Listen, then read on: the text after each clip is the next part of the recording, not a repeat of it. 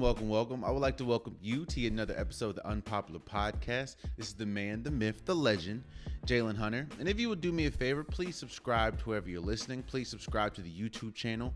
I'm trying to reach 1,000 subscribers by my birthday, which is in July. So please, it would definitely mean a lot if you subscribe. Today's episode, I'm going to give my unpopular draft awards. Last week, I gave a grade for every first round pick, but this week I'm going to, give out the awards, who had the best pick, who had the worst pick. We'll talk about it. I'm also going to, out of all the first round quarterbacks, I'm going to tell you which one I believe is going to start week one. I look at the NBA playing game. Of course, LeBron James had a lot to say about it this week, but I'm going to look at the teams that are in or potentially could be in the playing game, and I'm going to tell you why they will make it out the play-in and why they won't. I also talk about Russell Westbrook. Scott Brooks came out and said he's the second best point guard of all time. We will definitely talk about that. And I'm going to give Carmelo Anthony his flowers, the well-deserved flowers. But here's where we'll start. So like I said, I came out with the unpopular mock draft that definitely I was wrong on almost every pick. So I also gave a letter grade for every first round pick for all 32 picks. And what I wanted to do was, for this episode, I wanted to give my awards. Like I said, the draft is over with. There's still people getting picked up in free agency, undrafted. So I'm going to start with the best pick. Who had the best pick of the draft? Now, I wanted to go kind of outside the first round for this pick because it's easy to say, Trevor Lawrence was the best pick. It's easy to say Justin Fields to the Bears was the best. It's easy to say, I don't know, Patrick Surtain was the best to the Broncos. I wanted to kind of look outside the first round and see who, to me, made the best pick, who may have fell further than I thought, and which team to me had the best pick. And honestly, outside the first round, I believe the best pick was Asante Samuel Jr., the cornerback to the Chargers. A lot of people had him ranked as a first round pick, an early first round pick too, maybe top 15. And the fact that you slid all the way to the second round and went to the Chargers, to me, that's a home run. The Chargers needed help at the cornerback position, and you're putting on first of all, Asante Samuel, like I said, out of Florida State was one of the best cornerbacks in college football. Like I said, he was projected to go at least top 15 to 20. And for you to pick him up or be able to pick him up second round, to me is a steal. You know what I mean? And I feel that, like I said, the Chargers is a team that didn't need much, but addressed exactly what they needed. They addressed the offensive line with Rashawn Slater. They addressed the cornerback position with Asante Samuel. They got a wide receiver. Like, the Chargers are going to be extremely good this year. People are expecting Justin Herbert to make an improvement even after the offensive rookie of the year. It's just, I just feel like you getting Rashawn Slater is the best thing. Not Rashawn Slater. You getting Asante Samuel in the second round, to me, is a home run. I think that was the best pick outside of the first round, of course. And I think Asante Samuel Jr., like I said, you pick up a guy that was projected to go at least 15 to 20, and you have him in the second round just sitting there. So I would say the best pick was Asante Samuel Jr. to the Chargers. Then we get the worst pick. There was a lot of questionable picks, man. There was a lot of questionable picks. There's a lot of reaches. Like, I think especially after the first round, you can look at some of the Dallas picks. While they did address heavy on defense, which I believe they should have, a lot of the people that they picked were reaches, in my opinion. Stokes that the Green Bay Packers chose. that was weird. But I'll say this. To me, there's no other, and again, congratulate. And I said this last week. I say it this week. Congratulations to every player that got drafted. You guys did something that majority of the world couldn't do. You're great at your position. So shouts out to you guys. However, I'll say the worst pick in my opinion, and the most reached pick was Alex Leatherwood, the offensive lineman that went to the Raiders. First and foremost, if you wanted to address the offensive line, there was better picks than Alex Leatherwood. Not to mention, even if you wanted Alex Leatherwood, I'm almost sure that he would be available at least the second and third round. Now, I know people are going to say, but wait, Jay, wait a second. In your mock draft, you had Alex Leatherwood going to Washington in the first round. Yes, very true. However, if you also look at the mock draft, you'll see that I had all the better offensive linemen: Rashawn Slater, Elijah Vera Tucker, Darisaw. I had them already gone. So it just doesn't make sense. Not to and this is coupled with the offseason that the Raiders had. When you give up your two best offensive linemen, when you give up your best wide receiver, well, one of your best wide receivers, actually your best wide receiver, you go run heavy, even though you have Josh Jacobs and you get Kenyon Drake. It just doesn't make sense. The offensive lineman that you gave up is better than Alex Leatherwood. So it just doesn't make sense to me. It's like, that's why this pick is more confusing than anything, because not only did you reach, not only were there better players that were still available, Darisaw was still available. Not only was there better players still available, the person that you got, which is in Alex Leatherwood, he wasn't even, let me say this. There's a thing with people coming out of Alabama, you know, and I get Alabama is probably the best school when it comes to getting talent. I mean, you look at Jalen Waddle, Devontae Smith, Mac Jones. Hell, even not even this draft, you got Tua Tagovailoa, Jalen Hurts. You know, Alabama has it's a great school for NFL talent. The problem is, when you look at Alex Leatherwood on tape, when you look at the draft comparisons, when you look at all the people that evaluating his game, he was a second to third round talent. And if you wanted Alex Leatherwood, you still could have got him in the second or third round. So you get him, I think it was 17th. It just, look, that's the thing. That's the thing, man. It just doesn't make sense to me, because the people that you gave up, and you didn't have to give them up, by the way, the offensive lineman that you gave up, whether in trade or free agency, is better than Alex Leatherwood. And not to mention, I understand you going offensive line because you gave up the two pieces, but why would you go with the offensive lineman that will obviously be there in the third round when you still had great offensive linemen? I don't know. It makes sense to me. That makes sense. Let's go with the sleeper pick. Sleeper pick. This is the pick where you look at a player maybe that didn't go in the first, or somebody that fell a lot further than you thought. A lot of people want to say, what about Mac Jones? Mac Jones most definitely is not not this pick. I'm gonna say my sleeper pick honestly was Rondé Moore. Rondé Moore, the wide receiver that got drafted. He went to Purdue, I believe, and he got drafted to the Cardinals.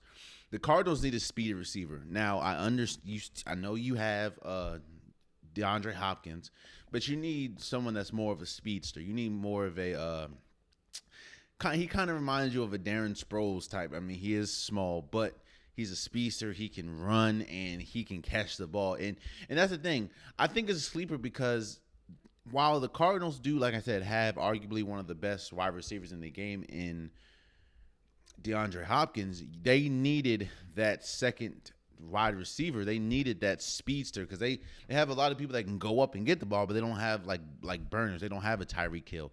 They don't have like I said, a Darren Sproles. And Rondé Moore or Rondale Moore, however you say his name, he fits perfectly for that. I had him going first round in my mock draft. Even though now I think about it, they made the right decision. I kind of had him going maybe first round to the Ravens because the Ravens needed a wide receiver. And he's also a wide receiver that does a lot of jet sweeps, does a lot of routes, or does a lot of fade routes, but not fade routes.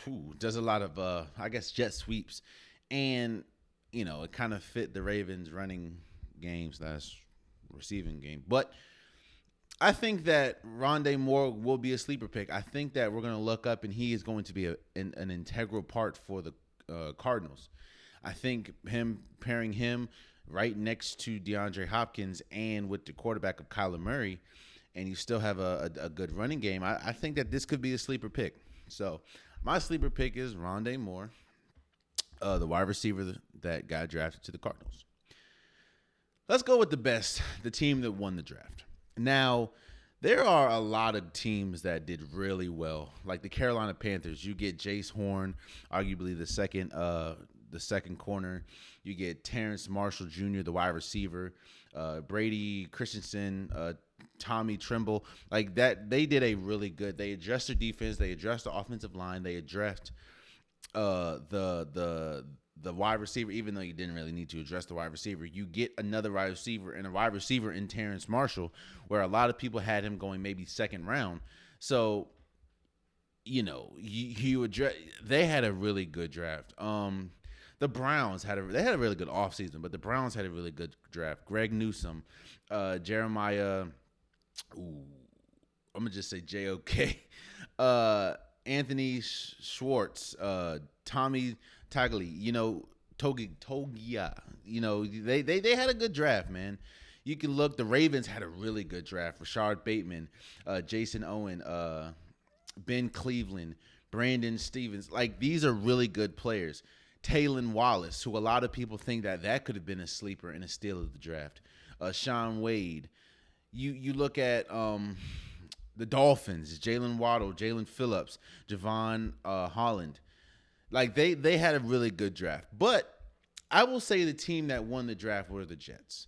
And I say that because the Jets, in my opinion, have 4 players that can be not instant stars, but instant. They can help instantly. Now, of course, you have Zach Wilson, the number 2 overall pick. We know, he's a quarterback. He's number 2. You expect him to have but the Jets needed to address a lot of things. They needed to address the quarterback position, which they did. They needed to address the guard position, which they had arguably one of the best guards in Elijah Vera Tucker out of USC. They needed to address the wide receiver position. Even though they have a couple wide receivers, they don't really have like the number 1 receiver, and Elijah Moore out of Ole Miss can be that. And of course, you needed a running back. Now, a lot of people were upset that they didn't go for either Najee Harris or Travis Etienne, but you go Michael Carter, who a lot of people may not know him because they don't really watch football like that. But Michael Carter out of UNC, that is a physical back, and I just think that they have 4 players that can have instant impact. Now, again, I understand the Carolina Panthers, Jace Horn, he's good.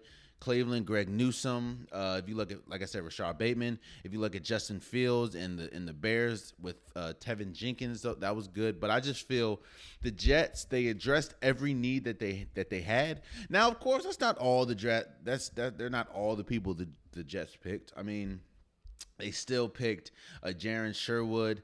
They picked let me see, Michael Carter II. They picked Jason Pinkon. They picked Handsome.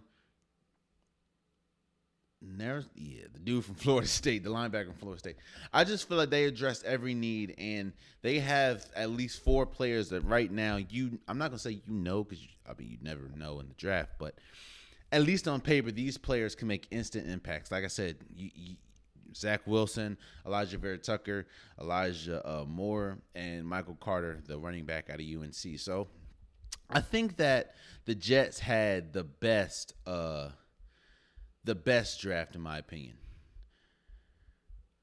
My next and last award is who had the worst draft. A lot of people want to say you can look at what the Bills did, getting Greg Rousseau, getting Carlos. They had a lot of reachers. You can look at what the Tampa Bay Buccaneers did. Even though they didn't really need much, you get Joe Theron, Kyle Trask, who I think will be pretty good. However, I'm going to look at a team that had issues at one position and didn't really address those issues. To me, and they didn't have a lot of draft picks, I understand that, But the team that I feel had the worst draft were the Seattle Seahawks. And I'm going to tell you why I think they had the worst draft. Seattle Seahawks didn't have that many picks due to a couple trades and everything like that. But Seattle's glaring, and I mean absolutely glaring, problem is their offensive line.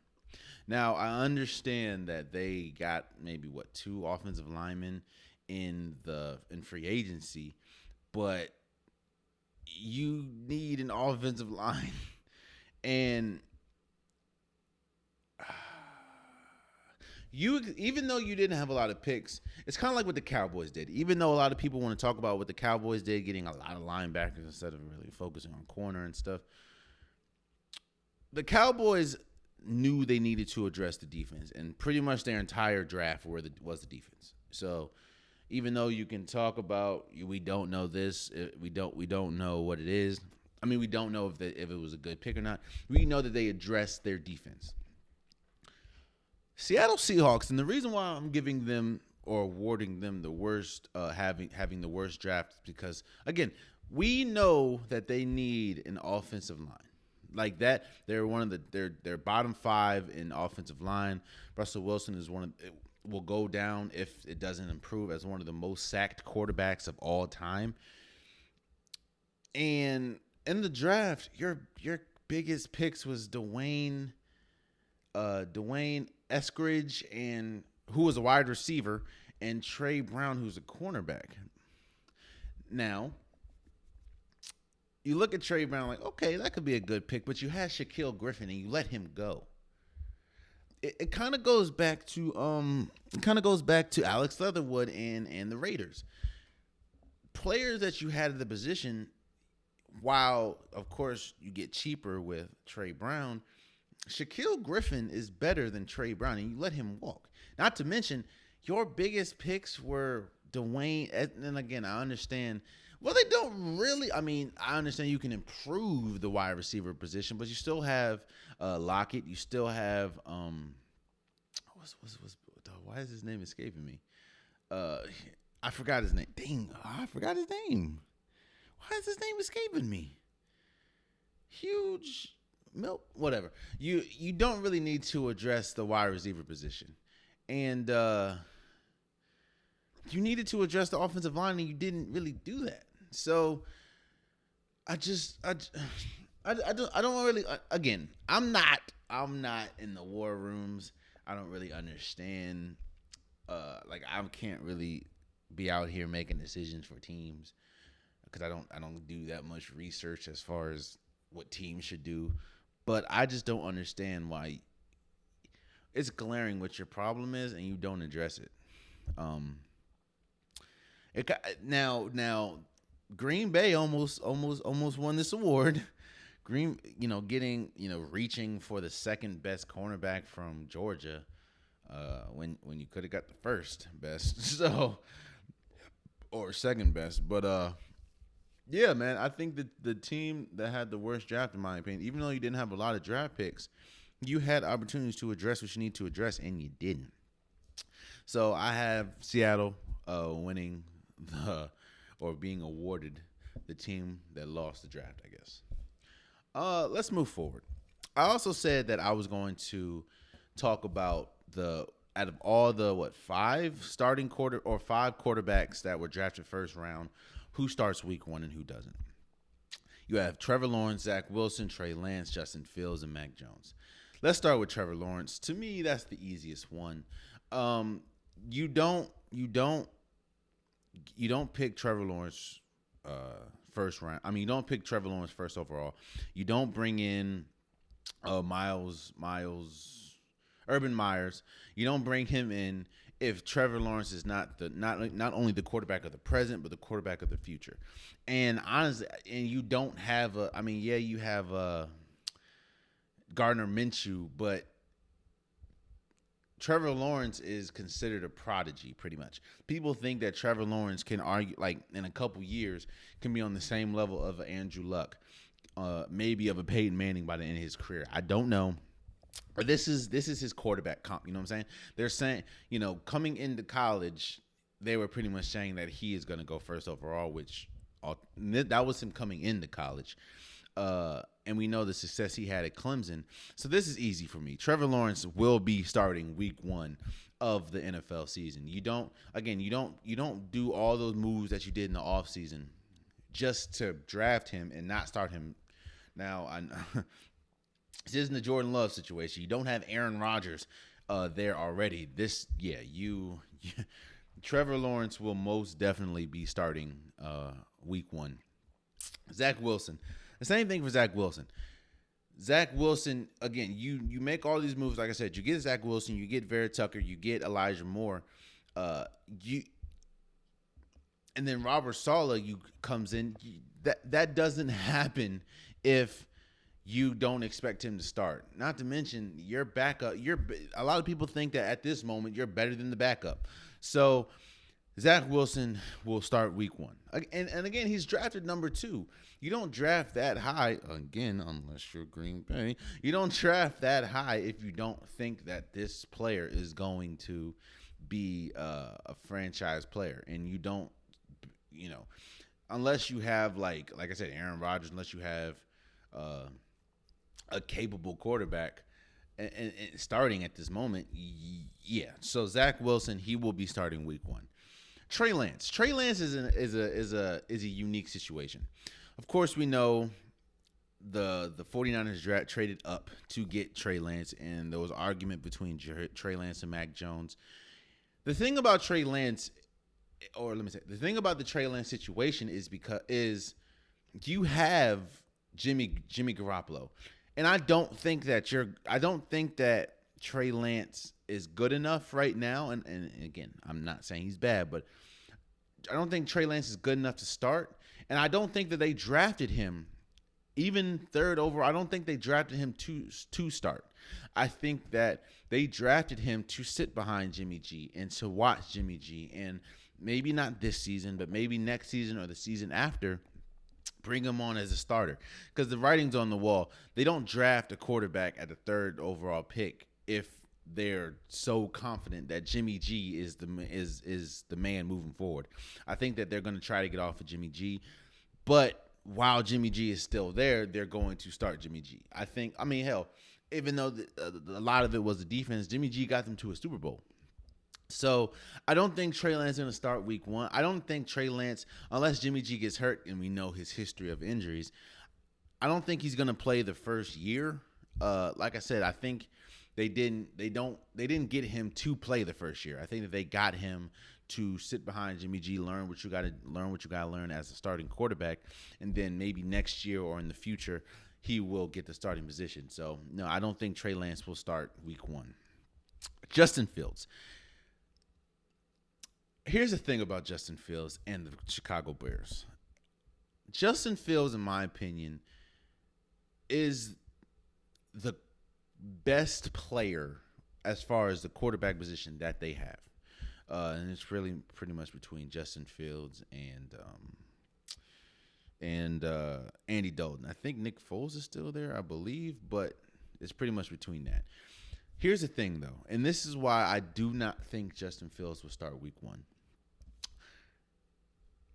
And we talked about it before, but all through the offseason, you heard the Bears were trying to get Deshaun Watson. You heard the Bears were in the running to get Russell Wilson.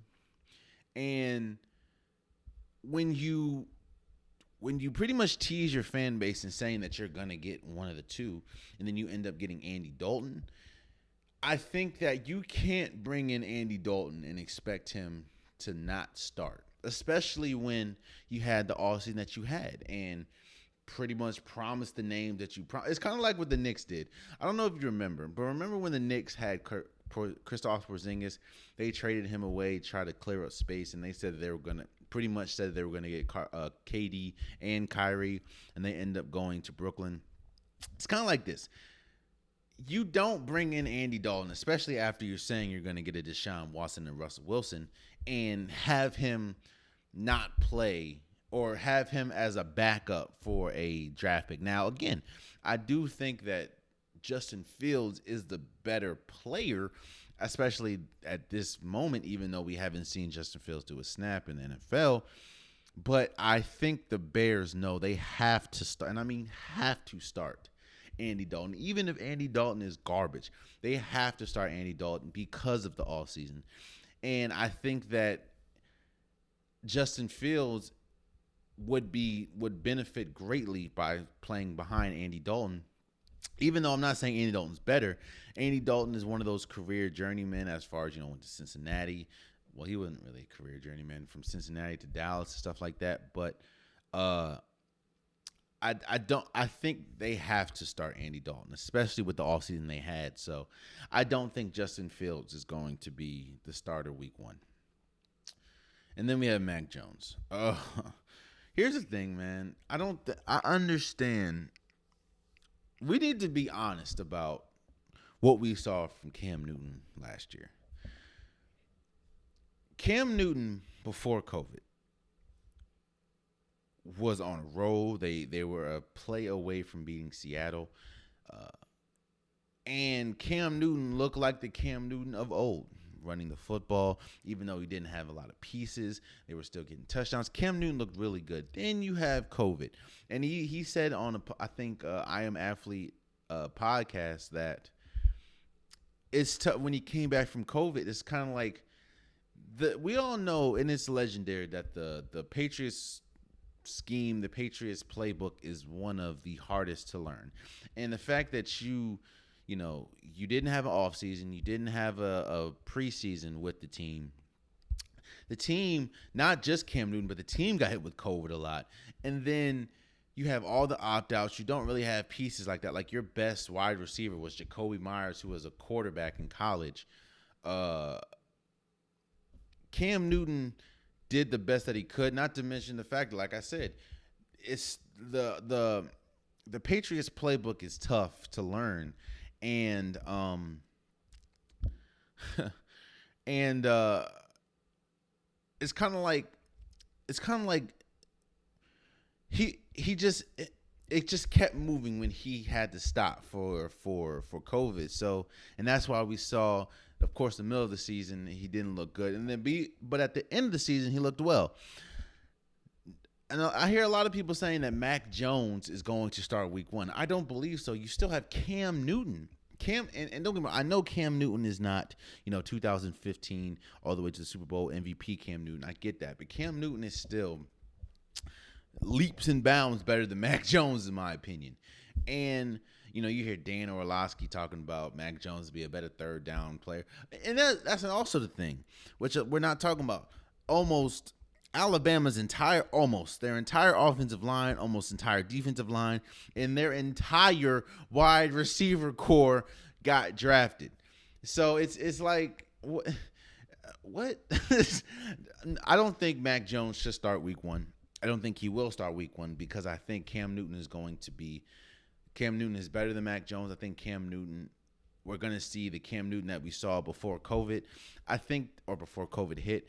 Now, again, if Cam Newton's bad, I would be the first one to admit if he's not having a good season or he's been bad. But I think Cam Newton is better than Mac Jones, and I think Cam Newton will start week 1 outside of Mac Jones. Do I think Mac Jones is bad? No, I don't. But I do think that, like I said, there's a thing with Alabama quarterbacks, and there's the reason why a lot of Alabama quarterbacks don't work. Now, the jury's still out on Jalen Hurts, even though he went from Alabama to Oklahoma. The jury's still out on Tua. But that's the reason why a lot of Alabama quarterbacks don't work, is because they're put into an unrealistic situation. Their college wide receivers more than likely in line are more than likely better than the team that they go to. Like you look at you had Julio Jones, Jerry Jeudy, Henry Ruggs, Devontae Smith, Jalen Waddle. These players are better than a lot of the wide receivers that you would see at a usual freaking in the NFL. Not to mention you have Najee Harris. You had the offensive line that you had. Like, It's you don't really get that in the NFL that much. So, and I'm not saying Mac Jones isn't going to work. I'm just saying slow the road. I don't see how you can look at Mac Jones and Cam Newton and be like, yeah, he's leaps and bounds better than Cam, especially after we saw what we saw from Cam the first half of the season before COVID hit. So that's who those are the quarterbacks, and that out of all the first round picks for quarterbacks, I think those are the people. Like I said, I think Trevor Lawrence is going to start week 1. I think Zach Wilson is going to start week 1. However, I don't think Trey Lance, Justin Fields, or Mac Jones will start week 1. And I honestly don't think Trey Lance, unless Jimmy Garoppolo gets hurt, I don't think he's going to play next year. So let's move forward. So a lot has been said about the playing game. LeBron James came out the other day and said it was pretty much garbage, even though he kind of championed it a couple months back. If you're the 7th seed, you don't want nothing to do with the playing game. If you're the 10th seed, you want everything to do with the playing game. There's a couple teams right now that are fighting for the playing games, and I'm going to talk about why some of these teams will make it out of the play-in and who won't make it out the play-in. Let's start with Memphis. To me, Memphis is a unique situation because they're young. I mean, you have John Morant, you have Triple J, you have Dylan Brooks. And I think that would be a reason why they'd make it out the play-ins because or win out the play-ins, because John Morant is incredible. Even though it's his second year, John Morant is his ability to get to the rim, his bounce ability, his shooting, even though it does need a little bit of improvement, his shooting is still great. John Morant is an incredible player alongside Jaren Jackson Jr., alongside Dylan Brooks, alongside Grayson Allen, Justin Anderson's there. I think that they have a good young core, and I think that their young core can get them maybe 2 wins if they score as much, if they continue the scoring prowess that they do. The problem, the reason why I think they wouldn't make won't make it out of the plan is because they don't play well outside of Dylan Brooks and Jared or Grayson Allen. They don't really play defense, and quiet as it's kept, there are some games their defense, their offense to me is hot and cold. There's some games they can't hit the back, they can't hit the side of a barn. Then there's some games that they can't miss. And it really depends on which Memphis that you get. Are we going to get the Memphis that can't score? Or are we going to get the Memphis that can't stop scoring? And that's why I think the inconsistency could be a reason why they don't make it out of the playing game. Let's go San Antonio. San Antonio, to me, has the best coach and Greg Popovich, and you have some really good pieces. DeMar DeRozan, DeJounte Murray, and I think that if you catch, like I said, you're not going to have the best coach because they have Greg Popovich.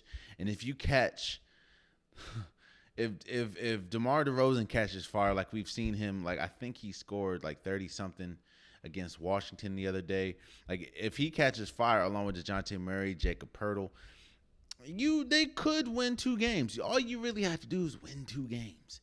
Now the problem with that though, and the reason why I don't think that a reason why they won't make it out the play-in is because their offense is horrible. They don't have enough players. Like, again, DeMar DeRozan, he's good, but he's not really good 3-point shooting. DeJounte Murray's not good at shooting really at all. They don't really have. I mean, your best shooter was Patty Mills, who we've seen can't carry an offense. So I just think that their offense. And their defense isn't that good as well either.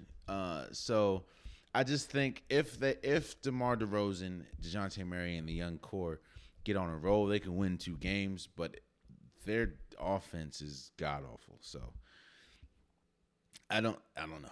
Not to mention they could win because they're always going to go into the game with the best coach in Greg Popovich. So Golden State, this is easy. This is easy. The reason why they could win is because of Steph Curry. Steph Curry is leading the league in scoring right now. It's Steph Curry, man. Steph Curry, he had 11-game streak of 30 plus points a game. It's Steph Curry can go nuclear. We've seen Steph Curry drop 62. We've seen a couple 50-point games. We've seen a handful of 40-point games just this season. Steph Curry can go off. That to me is the main. Not to mention, I'll say this. I think Golden State leads the league in assists or something like that. And that's thanks to Steph. That's thanks to Draymond Green. And because Steph to draw so much attention, we're able to get a lot of backdoor cuts or a lot of players double teaming Steph so you have a player open. That to me is the main reason why Golden State can make it out of the play-in because of Steph Curry and the energy that he draws, the defense that he draws, and the fact that he can go nuclear and drop 60 on you and easily. The reason why I don't think that, or the reason why they won't make it out the play-in is because of the others. When I say others, we saw this work. Who did they just play? We saw this, the Dallas Mavericks. They just played and got destroyed maybe like a week or so ago. They got destroyed by Dallas because what Dallas did was Dallas said, we're going to focus on Steph Curry. We're going to double him. We're going to face guard him as soon as the ball is inbounded, full court, and we're going to face guard him, and we're going to make the others pretty much win. We're going to make Draymond Green have to score. We're going to make Jordan Poole have to score. We're going to make Kevon Looney score, Andrew Wiggins. And if that's the case, they do not have enough to win. Not to mention the fact that their defense is not good. So, and we have to see if Kelly Oubre comes back. I just think if you're not going to neutralize Steph, but if you hold Steph to maybe 20 to 25 points and make somebody else score, that's not going to work. So that's why Steph Curry is the main and only main reason why they will win in the play-in, and the others is the main reason why they won't. You got the Pelicans. The Pelicans, Zion Williamson is an unstoppable force. I mean, he's had multiple 30-point games while shooting 80% or above. Zion is just something we've never seen before. Not to mention, you can, even though he's really inconsistent, the best of Lonzo Ball is still there. Brandon Ingram is really good. They have a player. They have two players, honestly, and Brandon Ingram and Zion that can carry you at least 2 games. And Zion's ability to get to the rim, his strength, it's unmatched. And if you ride that wave, you can win 2 games. The problem and the reason why they could lose in the play-in is because they do not play any defense. Their defense is god-awful. I don't know what happened to Eric Bledsoe. He fell off a cliff. Lonzo don't play no defense. Zion definitely doesn't play defense. Brandon Ingram doesn't play the entire team. The only person that plays defense is Steven Adams, and he can't even play defense outside of the paint. So while you have a transcendent type player in Zion and an incredible scorer in Brandon Ingram, the team does not play defense at all. And it's just it's tough. It's tough. I mean, Golden State beat them the other night, and Steph had like 40 something, and it was an easy 40 something. Like it wasn't even effort. Like there was no effort put in. So the Pelicans, while again Zion, Brandon Ingram, but they don't play no type of defense. The entire team. So that's why they could win, and that's why they could not win. Indiana, you have one of the most slept on players in Sabonis. The problem is though, you don't really have much else around him. I mean, you have Malcolm Brogdon, you have two of the Holiday brothers, but yeah, you have Sabonis, where if you go into a matchup, he could be the best player depending on who you play. That is the reason why they could win, and they played some really good defense. Like they're one of the better defensive teams in the play-in situation. The problem is, though, they don't really have much scoring.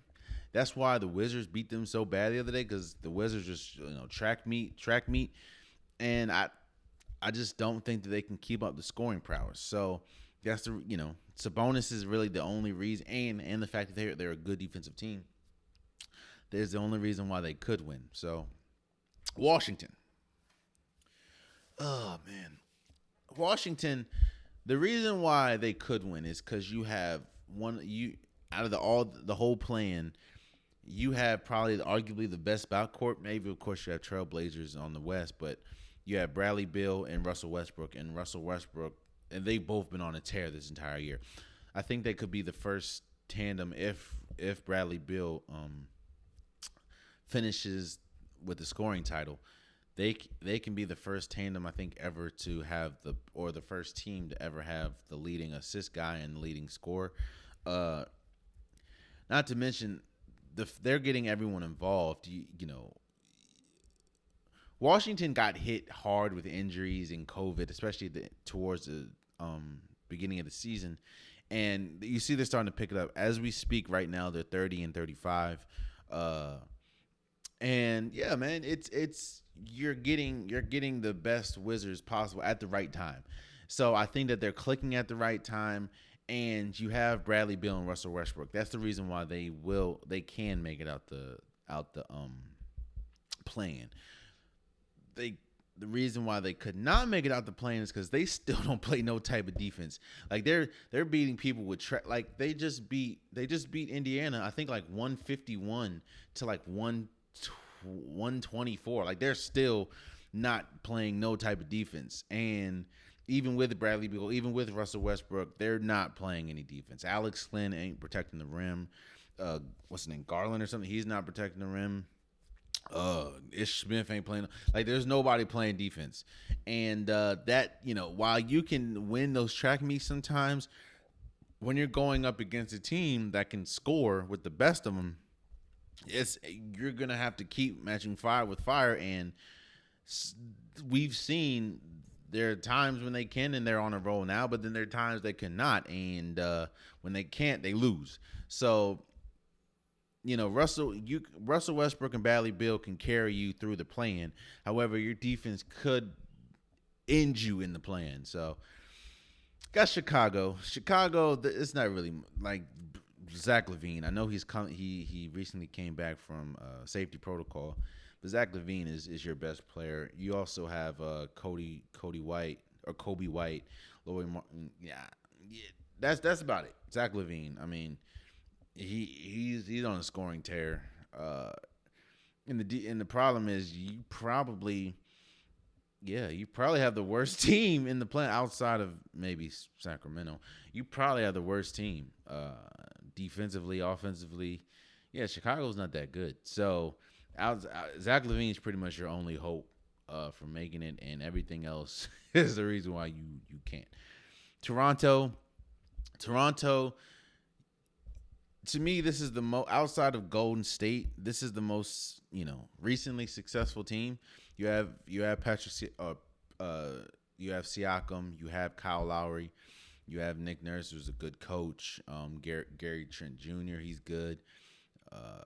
OG Anunoby. You have good pieces. The problem is you don't know, and I think that because that's probably one of the better teams collectively. That's why they could win in the play-in. But the thing is, you don't know what Toronto you're going to get. You don't know if you're going to get the bad Siakam. You don't know if you're going to get the Kyle Lowry that can't score to save his life. You don't know if Gary Trent Jr. is going to go back to the Gary Trent Jr. in the beginning of the season where he couldn't hit a basket.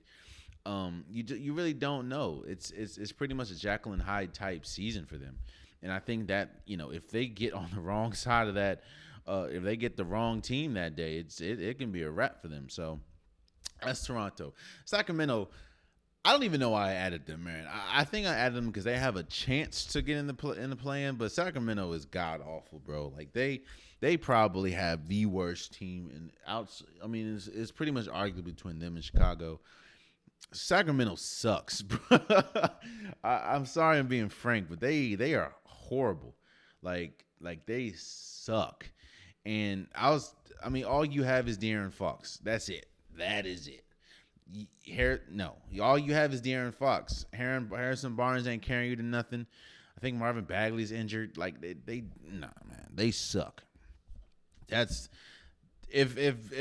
no, they don't. I don't think even if De'Aaron Fox goes off, they can win a game. But I don't think they even have a shot of winning the play-in. So I don't even know why I added them, bro. I apologize to my listeners and viewers. The Sacramento shouldn't have been added. Yeah. And, of course, you got the Trailblazers. The Trailblazers, it's easy why they could win. Again, arguably the best backcourt in the play-in with Damian Lillard and C.J. McCollum.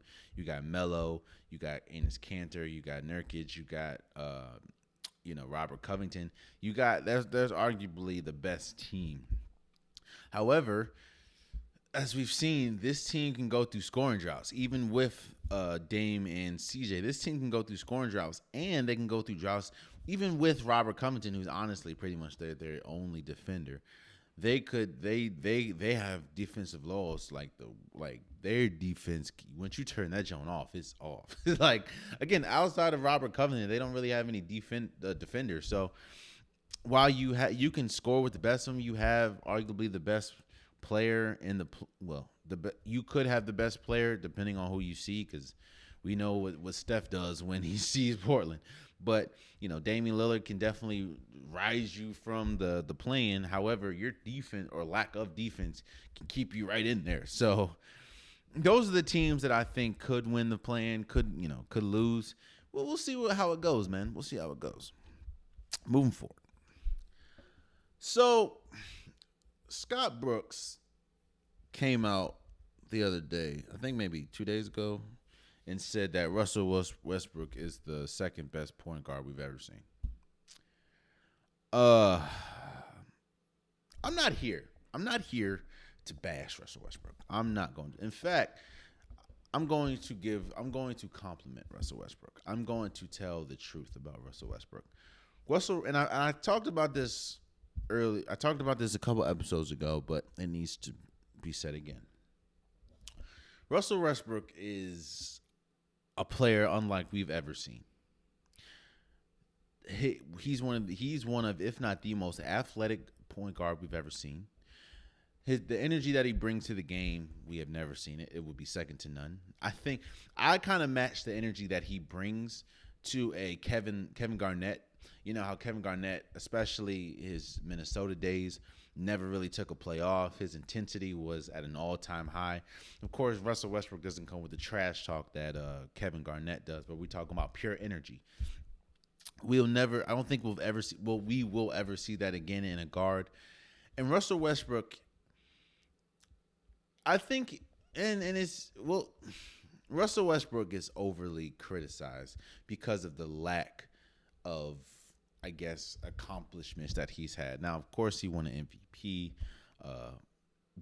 and he's been to an NBA Finals once when he was younger. But he's one of those players that he continuously gets demoted, I guess, because of his lack of accomplishments. However, Russell Westbrook this season will finish. Well, this will be his fourth. I repeat. Fourth season where he finishes with a triple-double, averaging a triple-double. We have never seen Russell Westbrook, and we will never see, in my opinion, another Russell Westbrook. With that being said, no, I don't think he's the second best point guard ever. I just don't. I think some of his decision making kind of holds him back. I think the lack of, even though it's crazy to think that a person that averages triple double has lack in something, but his lack of shooting kind of and his on ball defense is kind of iffy. But just because Russell Westbrook, in my opinion, is not the second best point guard of all time doesn't mean that Russell Westbrook we will never see another Russell Westbrook. And we need to marvel at what we're seeing while it's here. Because, again, The dude is 6'3". The dude is 6'3", averaging a triple double. This is the fourth time he's done it. And again, we can say, well, I mean, of course, we can talk about the lack of. We can talk about what he struggles with, but the dude is averaging a triple double. That doesn't make him the best point guard. That doesn't make him the greatest. But it's just something that we've never seen, and I don't think we will ever see again. So, no, I don't think Russell Westbrook is the second best point guard ever. But I do think that we have never seen and will never see again a Russell Westbrook. And I think we have to marvel at what we're seeing. Again, dude, this is 4 years this is 4 out of 5 years, I believe, that he's averaging a triple double. Like, that's, giving him his flowers. Just give him the flowers. Another person that I'm going to get flowers, and this is where we'll end the show, is Carmelo Anthony. Carmelo Anthony, I think 2 nights ago, entered into the top 10 in scoring all time. I think he passed Elgin Baylor. So he is now top 10 in scoring. Now, a lot can be said about Carmelo. There's and some of the criticism that Carmelo gets is true. You know what I'm saying? Carmelo Anthony chose money over rings. But again, I'm not saying that's the bad choice. That's what he chose. Carmelo Anthony never really cared about defensive side of the ball. There's Carmelo Anthony, even though that a lot of people said outside of LeBron could have been the best player in that draft, which is 2003. Chris Bosh won a ring. What's his name? D Wade won a ring. Ron, but Melo didn't. So there's even Darko Milicic was on the bench winning a ring. All the criticism is true about Melo, but there's another person I'm giving the flowers. There's a reason why a lot of people think that Melo is one of the greatest scorers of our generation. Melo, with his ability to his mid-range ability is up there when we talk about some of the greats. We talk about Kobe as a great mid-range shooter. We talk about MJ was a great. KD. We also put in Carmelo Anthony because of his ability to score in the mid-range. And that's wow. And the thing is, Melo has never been the greatest 3-point shooter. It's just he's like one of the last of it. Well, there's KD, but he's one of those players that still thrive in the mid range, even though it's kind of a dying shot. He's still there. And again, congratulations to Carmelo Anthony for entering the top 10 in scoring. There's another player that gets unfairly criticized because of his lack of accomplishments. I mean, yeah, I think he's a 4-time Team USA gold medalist, the only player to have 4, like I said, top 10 in scoring. He's still one of the best, if not the best player that the Nuggets have ever had. He's one of the best players that the Knicks have ever had. It's crazy how the criticism that Melo gets. He's one of the players that you hear a lot more criticism than praise, which is unfortunate, but I'm not here to criticize, bro. Congratulations, Carmelo Anthony, for entering the top 10 in scoring. Of course, he's a first-round Hall of Famer. So was Russell Westbrook, but he's a first-ballot Hall of Famer, and he will go down as one of the greatest offensive scorers that we've ever seen. So, and you can argue all you want. Look at the numbers. He will go down as one of the best shooters, scorers the league has ever seen. So, congratulations to you, Carmelo Anthony.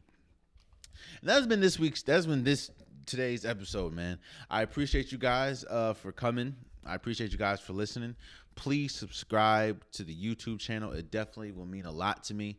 Again, I'm trying to hit 1,000, so I'm definitely grinding for 1,000, road to 1,000, by my birthday, which is in July. So please, if you can, just subscribe. It would definitely mean a lot. You can subscribe and keep it moving.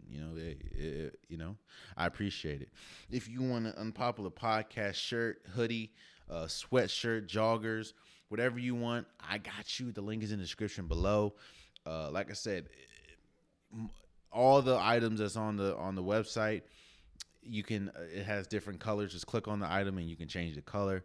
Again, it's about to get hot, so get your Unpopular Podcast shirt. It definitely mean a lot, man. It would mean a lot to support. But again, that has been today's episode of Unpopular Podcast. And until next time, much love.